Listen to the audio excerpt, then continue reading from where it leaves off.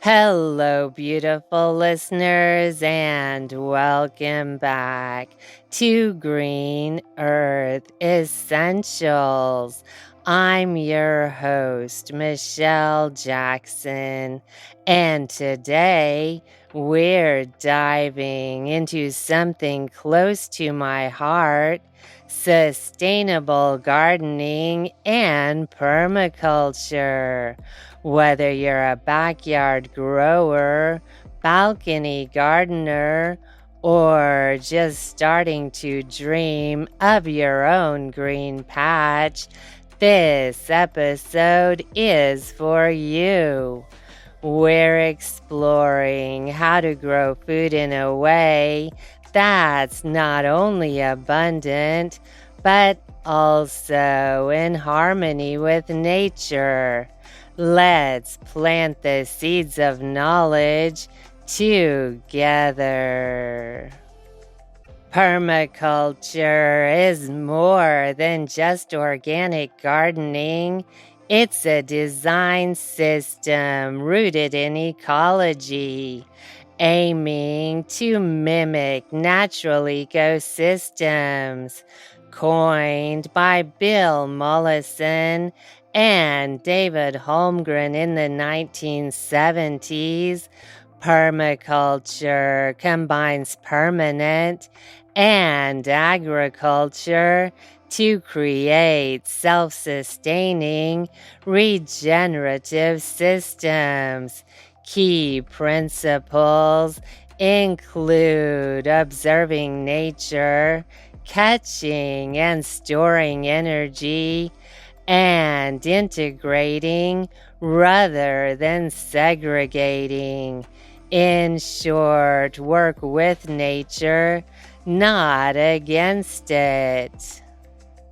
A powerful real-life example is the Greening the Desert project in Jordan, where permaculture principles transformed barren, arid land into thriving, fertile food forests, demonstrating that these methods can succeed even in the harshest environments. Healthy living soil is the foundation of any thriving garden, and in permaculture, it's treated like a precious ecosystem, not just dirt. Instead of synthetic fertilizers that can disrupt microbial balance and leach into waterways, permaculture relies on natural soil building methods like composting, mulching, and planting cover crops. These practices feed beneficial soil organisms, improve soil structure, and boost long-term fertility without harmful side effects. Composting kitchen scraps, yard waste, and even paper products turns everyday trash into nutrient-rich gold for your garden. Vermicomposting, composting with worms, is especially efficient for small spaces, producing castings that are packed with plant-available nutrients. Mulching with straw, wood chips, or shredded leaves not only retains moisture and suppresses weeds, but also adds organic matter as it breaks down. Cover crops like clover, rye, or vetch are another key strategy. They prevent erosion, fix nitrogen, and can be chopped and dropped as a green mulch. In fact, research from the University of California found that compost-rich soils can increase water retention by 25%, meaning less watering and more drought resilience, an essential benefit in our changing climate. Soil isn't just a medium for roots, it's a living, breathing community. The more we nurture it naturally, the more it gives back in healthy, vibrant harvests. Forget rigid rows of monoculture. Nature doesn't grow in straight lines, and neither does permaculture. Companion planting mimics natural ecosystems by growing different plants together that benefit one another. This approach reduces pests, improves soil health, boosts yields, and supports biodiversity. A classic example is the Three Sisters. Corn provides a sturdy stalk for beans to climb. Beans fix nitrogen in the soil, and squash sprawls along the ground, shading out weeds and retaining moisture. It's a brilliant natural system cultivated by indigenous peoples for centuries. But permaculture takes this idea even further with plant guilds, mini ecosystems designed around a central plant, often a fruit or nut tree. A fruit tree guild might include comfrey for dynamic nutrient accumulation, clover to fix nitrogen, garlic or chives to repel pests, flowering herbs like yarrow and bee balm to attract pollinators and beneficial insects, and creeping thyme or strawberries as ground covers to suppress weeds and retain moisture. Each plant plays a role, and together they create a resilient, self-sustaining system that supports both food production and ecological health. In practice, guilds reduce the need for external inputs like fertilizer or pesticides, and they encourage a hands-off, observation-based style of gardening. Real-life examples of these principles can be seen in permaculture food forests like Beacon Food Forest in Seattle, where community members tend multi-layered gardens designed entirely around beneficial plant relationships. The beauty of companion planting and guilds is that they turn the garden into a living network where every plant has a purpose and contributes to the success of the whole. It's gardening that doesn't just feed people, but also feeds the soil, the insects, and the planet.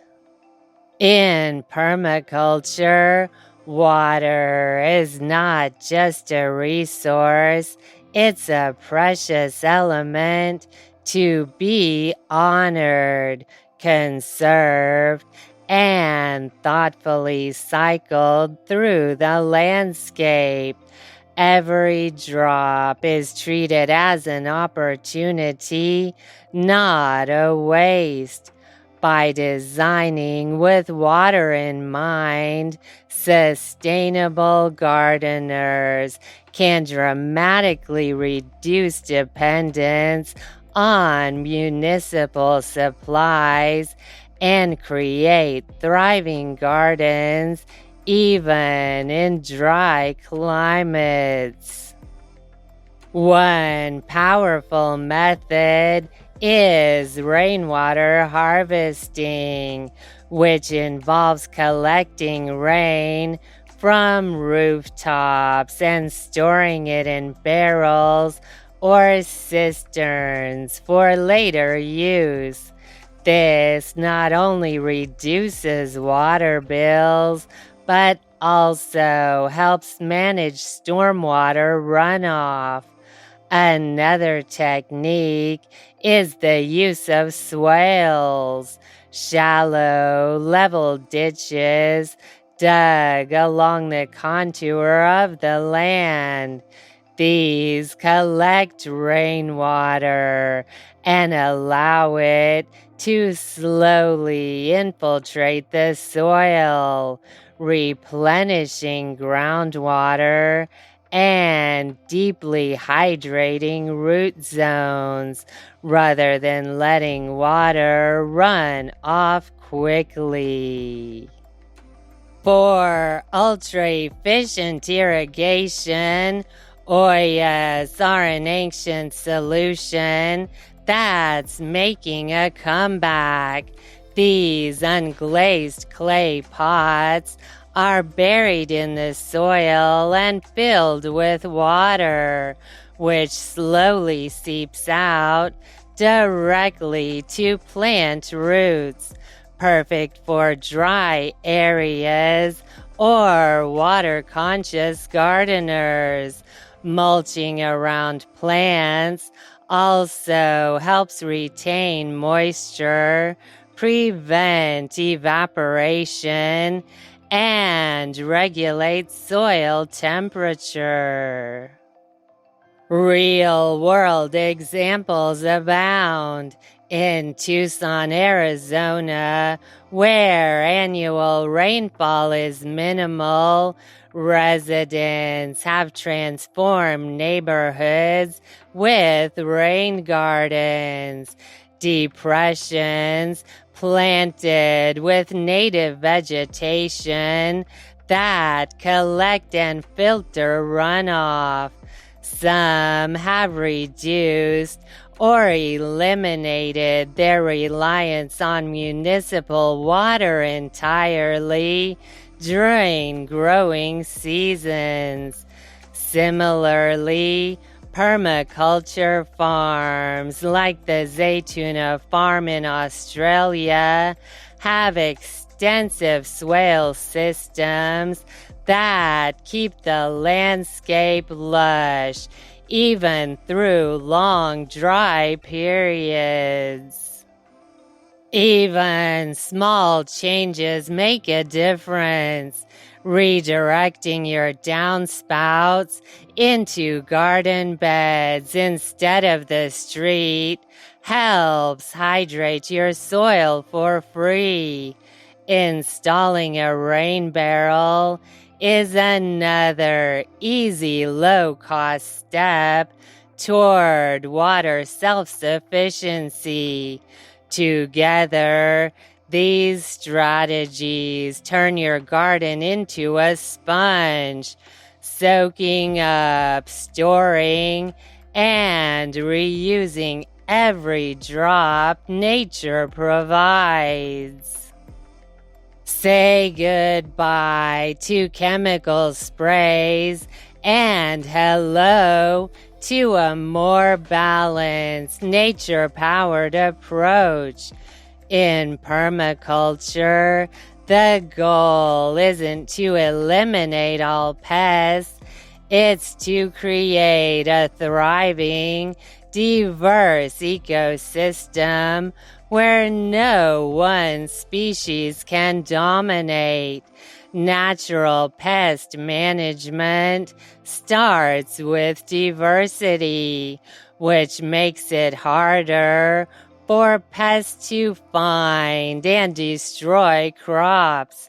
Instead of monocultures, permaculture gardens feature companion planting, mixed beds, and habitat for beneficial insects. One key strategy is to attract natural predators. Flowers like yarrow, fennel, dill, and alyssum are magnets for ladybugs, lacewings, and parasitic wasps, all of which feast on common pests like aphids and caterpillars. You can also install insect hotels or small rock piles to provide shelter for these helpful allies. Interplanting with strong-smelling herbs like basil, thyme, rosemary, and chives helps mask the scent of vulnerable crops, confusing pests and keeping them away. Neem oil derived from the neem tree is a biodegradable, non-toxic spray option that deters many insects without harming pollinators. Don't forget physical solutions too. Row covers, sticky traps, and copper tape around beds can stop pests in their tracks without resorting to toxins. And yes, chickens can be your pest patrol crew, letting them forage in garden paths or after harvest not only controls bugs and grubs, but also helps till and fertilize the soil. Even certain plants do double duty. Marigolds are famous for repelling nematodes and aphids with their root secretions and pungent scent. Nasturtiums attract aphids away from vegetables, acting as a living trap crop. By using these strategies, you can create a garden that self-regulates, stays healthy, and respects the natural relationships that make ecosystems thrive. Why plant a lawn when you could grow food?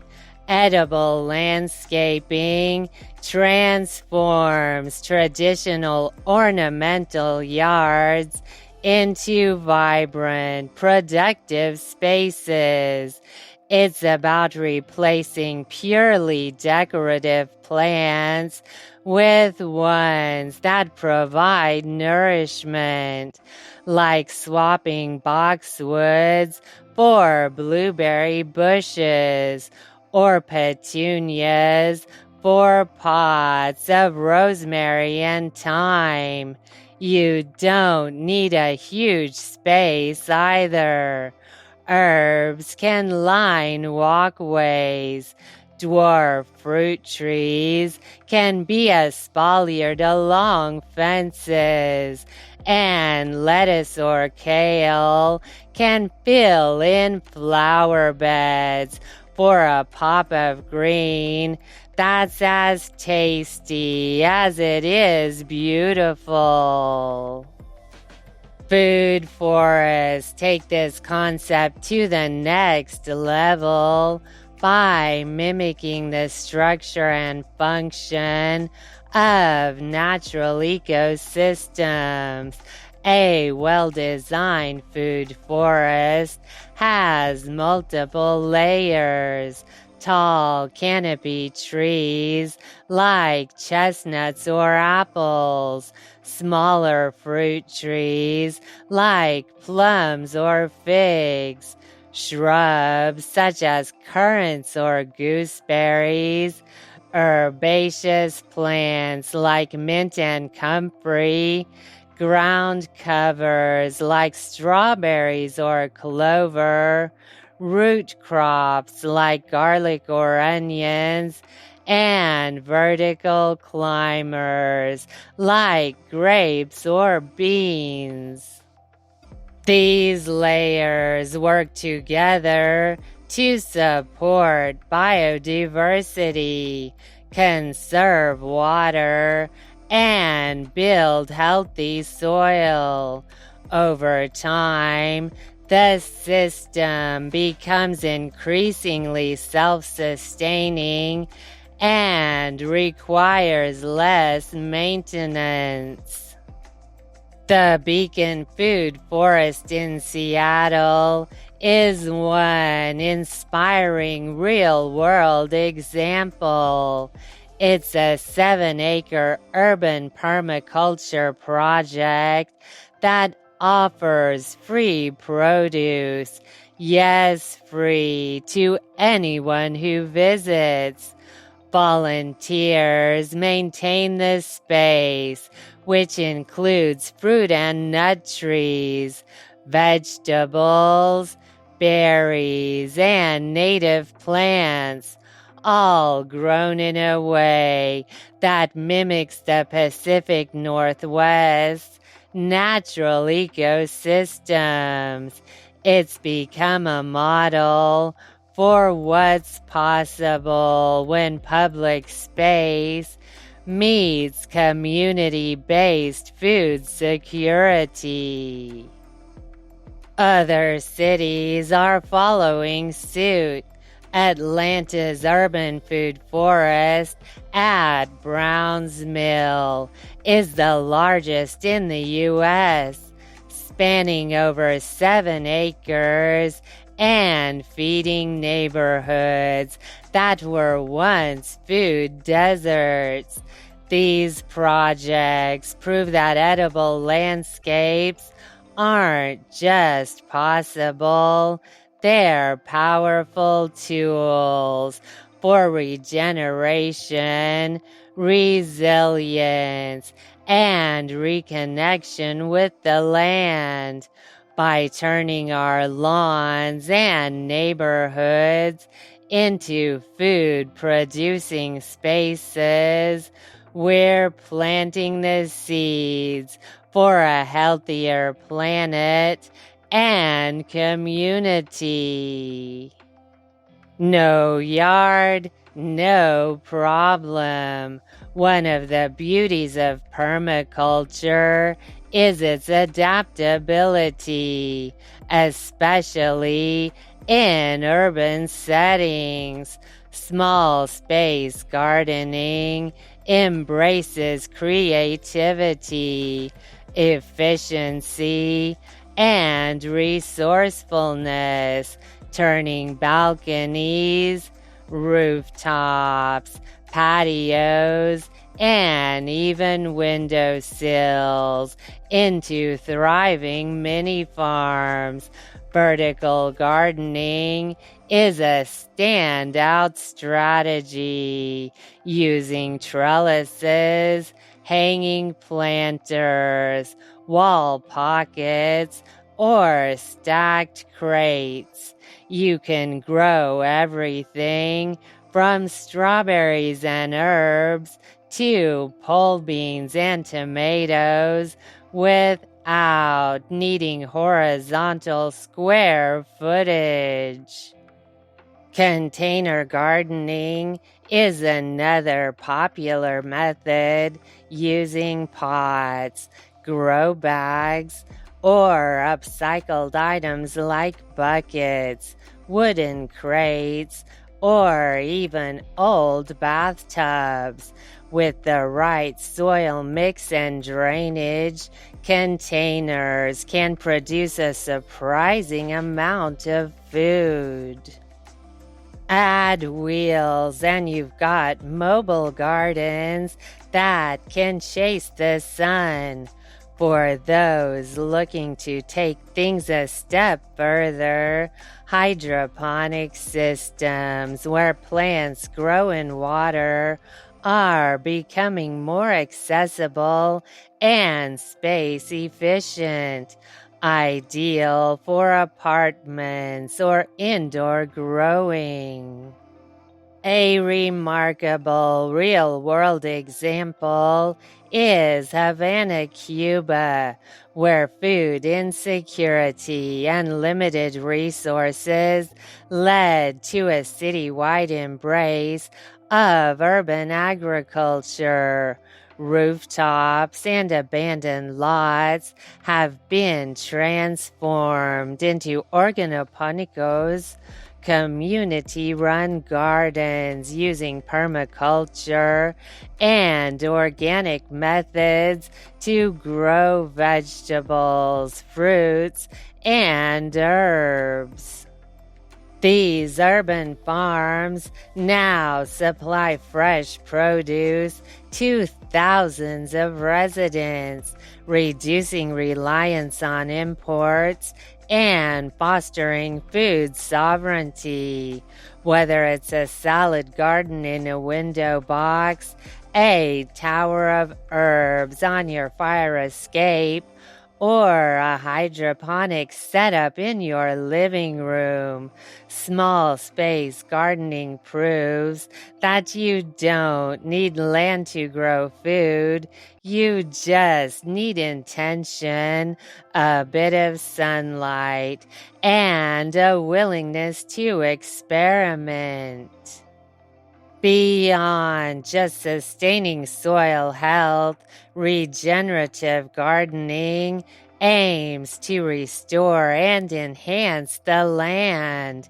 It goes a step further than traditional sustainable practices by actively repairing degraded soil, increasing biodiversity, and drawing carbon out of the atmosphere. This approach transforms the garden into a living system that heals itself and the environment. A core practice in regenerative gardening is no-till or low-till gardening, which avoids disturbing the soil structure. Tilling can destroy beneficial fungal networks and microbial communities, releasing stored carbon and accelerating erosion. Instead, no-till methods preserve the soil's natural layers, improve water retention, and foster the life beneath the surface. Covering garden beds with mulch or compost mimics the forest floor, keeping the soil moist, suppressing weeds, and feeding microbes naturally. Biochar, a type of charcoal made from organic matter burned in a low oxygen environment, is another powerful tool. When added to soil, biochar boosts nutrient retention, enhances microbial activity, and can remain stable for hundreds of years, effectively locking away carbon. Indigenous groups like the Amazonians have used similar methods for centuries, creating rich terra preta soils that still produce food today. Rotational planting and polyculture systems also play a key role in regenerative gardening. By rotating crops seasonally and planting a diversity of species together, gardeners can prevent nutrient depletion, break pest cycles, and reduce disease pressure, all without synthetic chemicals. Integrating animals like chickens or ducks can further support regeneration by managing pests and naturally fertilizing the soil. Research from the Rodale Institute supports the climate impact of these methods. Their studies show that regenerative practices can sequester over a ton of carbon per acre every year. That means your backyard, community plot, or even balcony containers can contribute to reversing climate change. With every compost pile, cover crop, and carbon-rich mulch, gardeners become not just growers of food, but stewards of the planet. Permaculture isn't just about plants, it's about people. Community gardens build food security, foster education, and bring neighbors together. In Detroit, community gardens have revitalized vacant lots and empowered local residents. Social permaculture applies principles like cooperation and mutual support to human systems because sustainability starts with how we treat each other. Start small. Observe your space. Notice sunlight, slopes, wind, and water flow. Build your soil. Choose resilient local plants. Grow what you love to eat. Most importantly, embrace the journey. Permaculture is about learning by doing. There's no one-size-fits-all. Your garden should reflect your local climate, needs, and values. Whether you're growing a single tomato plant or planting a full-blown food forest, remember, gardening isn't just a hobby, It's a powerful act of sustainability. Let's nurture the earth as she nurtures us. If you enjoyed this episode and want to help us keep creating more, support Green Earth Essentials on Patreon at patreon.com/Green Earth Essentials. Every little bit helps us plant seeds of change. Thanks for listening. And until next time, stay rooted, stay inspired. This is Michelle Jackson signing off.